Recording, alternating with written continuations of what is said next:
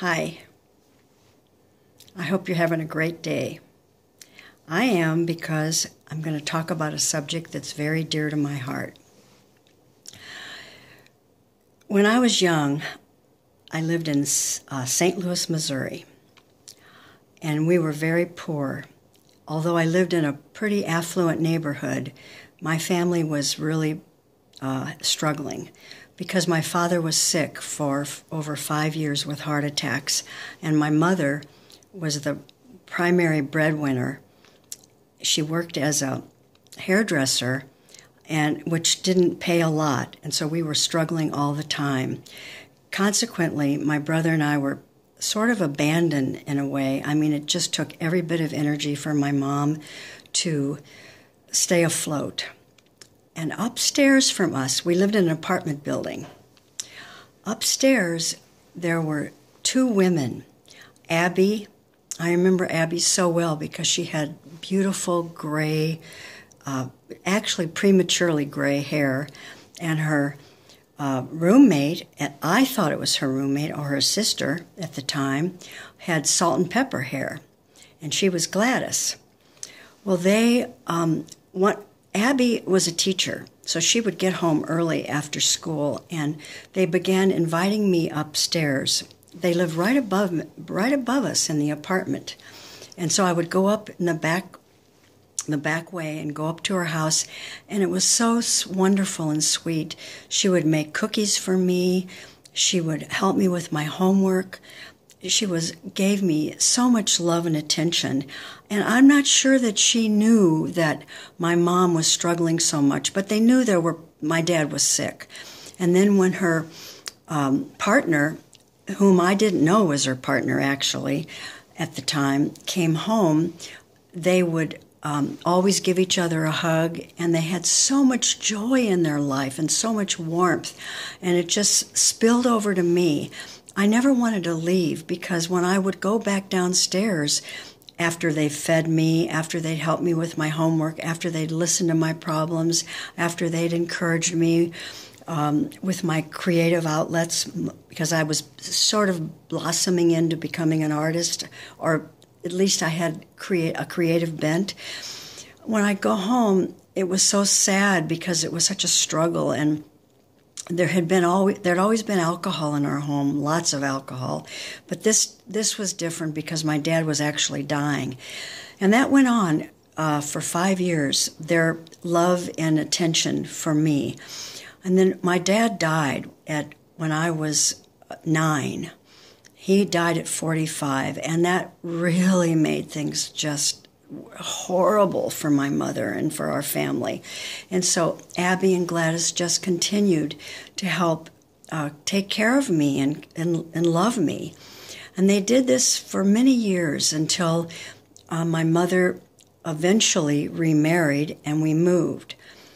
And I always remembered them. How could I forget their wonderful attention and their beautiful joy for living. And one day I asked my mom, this was during the time that I was going up and down the stairwell. I said, "Mom, are Gladys and Abby sisters?" And she got really quiet and she whispered. It was almost like she was embarrassed, and she said, "No, they're not sisters. They're homosexuals." And I said, "What is that?" And she said, "It's when one of the women acts like a man in the partnership and the other one is the woman." And I thought that was so strange. Why would anybody need to act like a man when you're partners, you're lovers, you're friends? But I was young, so I really didn't push it. I just accepted what she said. Well, years went on, and in my 20s, I was in art school, and I gravitated towards many, many gay men and women. Actually, I had more gay friends than I did straight friends. I thought it was because I was an artist, but I realized something as I was maturing, that there was something very special about all of these people that were gay. All of them. They may not have been an artist, although I did know quite a few artists. They were very loving, very tender, very giving, sharing. It was like nothing I'd ever seen before or experienced. And I've thought of that so many times in my life because I've continued over the years.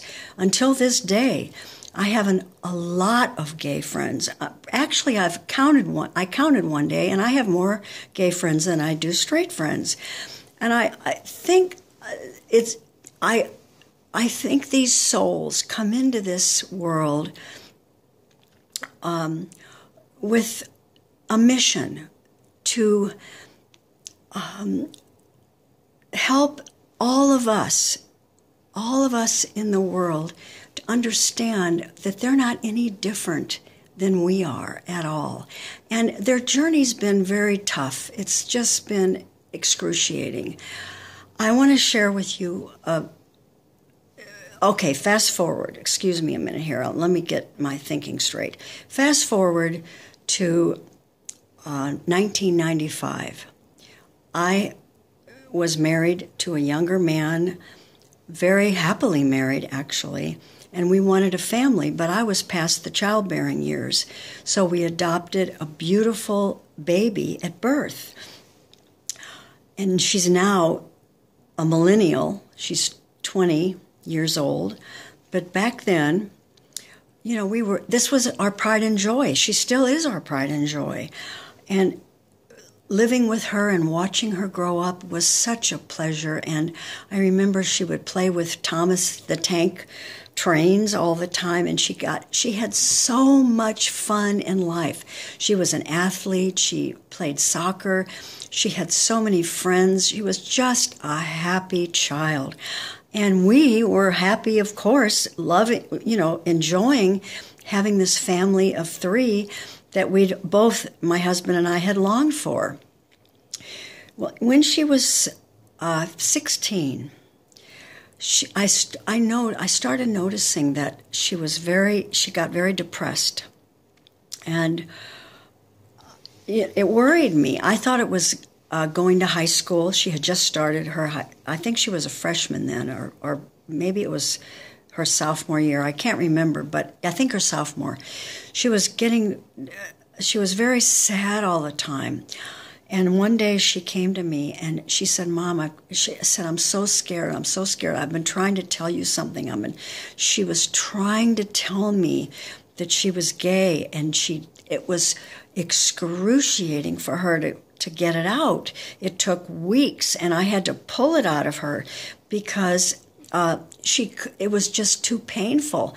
It was so painful, that coming out period for her, that some days she couldn't even go to school. She was so afraid. I asked her, and coming to a family like ours, I didn't understand what to do. It was heartbreaking for me because I was so open to all sexuality and all people's choices in life or not choices in life, or I was just open to diversity, and I loved it.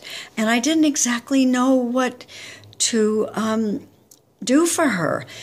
It took her 2 years of painful experiences and she told me the reason she was so much in pain is because she said, Mom, I don't like being different. She felt very different. Well, she went to a therapist. She had wonderful friends who helped her through her classes at school. When she couldn't face it, she was able to come out to her family, which of course accepted her immediately. They've all loved her. We all love her. And she's living a really happy life now. And she has a girlfriend, and it's a beautiful situation. And I told her that I wanted to do a video about being the parent of a gay child, and she said, Mom, my coming out was nothing compared to what's happening to many, many, many other gay children.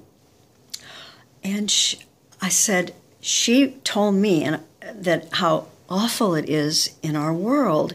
And I started looking it up and reading, and I've discovered there are about 1.7 million homeless children. And out of those 1.7 million, there are 40% of them that are LGBTQ humans, souls, wonderful souls. They are abandoned. They're kicked out of their homes. They're not wanted. They're unloved. The parents, and this, I am talking to you. This is why I made this video today. I'm praying that it will reach you, the parent of these children.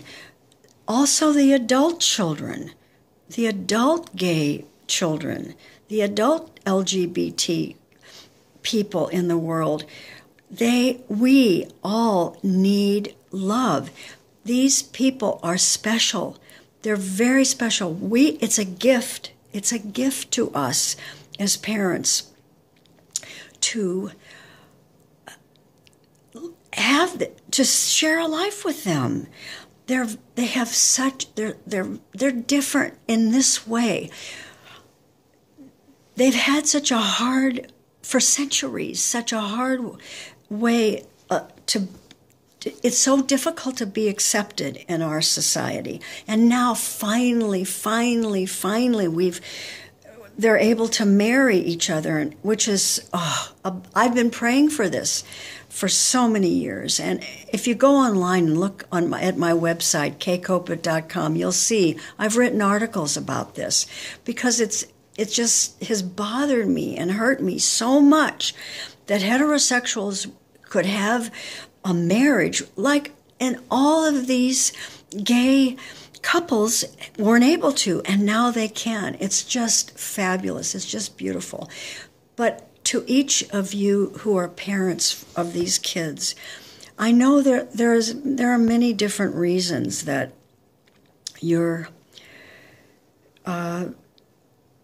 that you feel shame or that you feel disappointed, and some of it has to do with religion.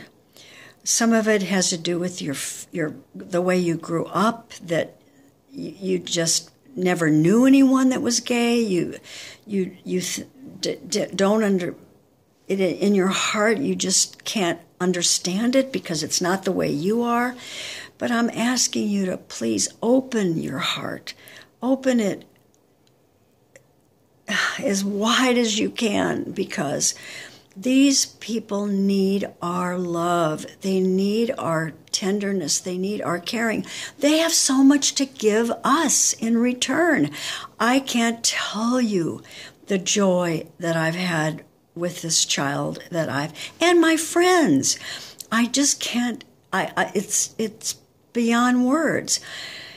And I happen to believe, I know this is foreign to a lot of people, but I happen to believe that souls pick their parents, and we pick our children before we ever incarnate. I truly believe this. And I know that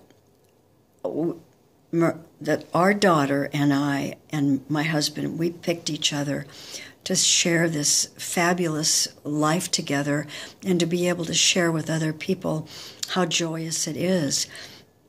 And when I go back all those years to thinking about how my youth, this goes back, this was 1950.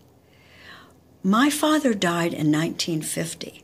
So I knew Gladys and Abby around 1948 to 55, something like that. I was young, and when I think of them, I know what a gift that was to me, that they saved my life. Imagine, we had no money. My father had died, and my mother had blood clots. She was sick she became sick too, and these people helped me. So, of course, I have carried that in my heart with such gratitude. And I would like to share with you something today. I'd like to leave you with this. First of all, before we leave, I do want to say this. I forgot to tell you this. Very important. I want you to see this. I hope you can see this. This is a number, or first of all, a website. It's for PFLAG, pflag.org. And this stands for Parents, Families, Friends, and Allies United with LGBTQ People to Move Equality Forward. And the phone number is 202-467-8194. I'm hoping that each of you will get in touch with them. And if you're not a parent, if you're somebody else, if you're a friend, or if you're gay yourself, if you're watching this, please share this video. I just want people to know how important it is for you. It is your natural birthright to be loved and cared for and accepted, like all of us. We're all in this together, in this world, in this life. We're all in this together, loving and caring about each other. And I also want to share one other thing. These are my cards. It's called Art and Soul. They're for healing, and they're inside this set of cards are original paintings and affirmations that can help you in a lot of different ways. And today I want to use this card, and it says, I truly appreciate my family, my friends, and my life. I say thank you often throughout the day. And on the back, there is that affirmation. You can order these cards at Amazon, and you can also find them on my website at kaykopit.com.